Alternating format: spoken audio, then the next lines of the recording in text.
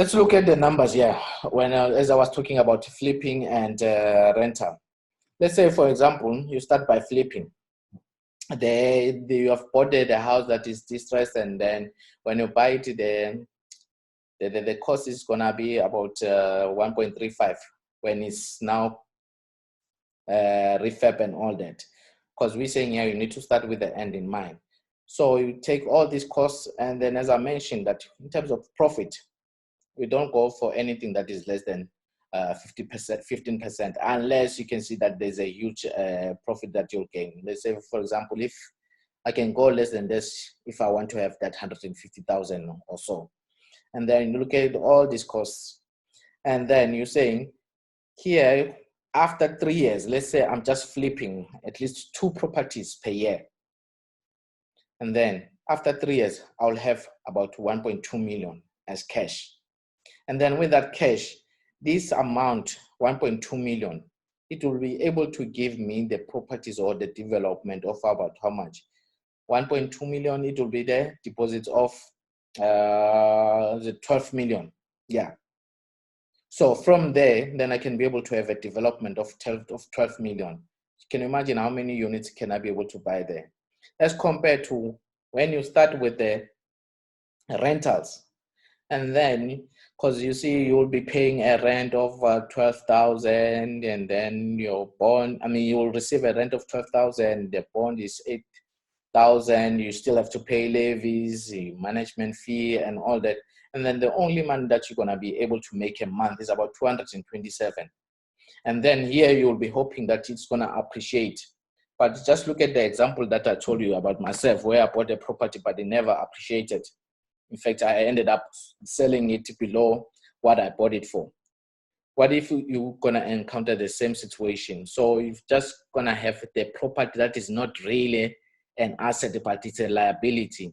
So just look, for almost 3 years, the money that you're going to make out of the property, let's say maybe every year you increase it by 10%, you're not even going to reach 15,000.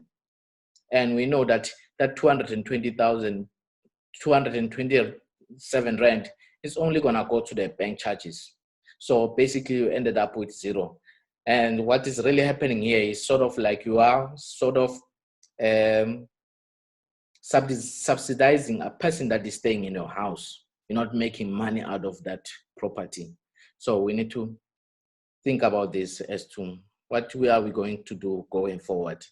But of course, you can try to do it yourself, and you'll tell me what are the results. So what's more important in property?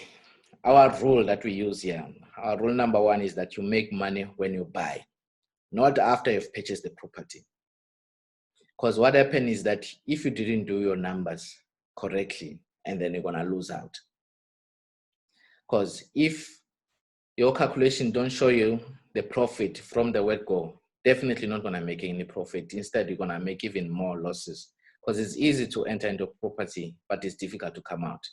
Because imagine if you buy a property and then for 500,000, when you're selling it, it hasn't appreciated, you have to sell it maybe for 500,000. But instead, what is going to happen is that you have to pay the estate agent fees. They'll charge you maybe 5%.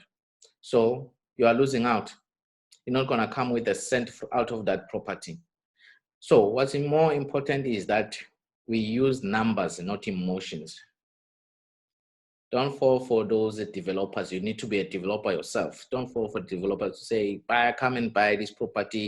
After 3 years, it will have appreciated. And then, no, you need to become the developer yourself and then sell those properties. Because when you sell, that's when you make money, or when you buy.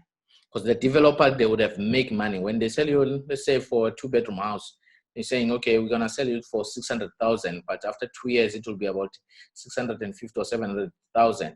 They've already made a profit, because that property, they constructed it only about maybe 450,000. So the 150,000, it was a profit for them.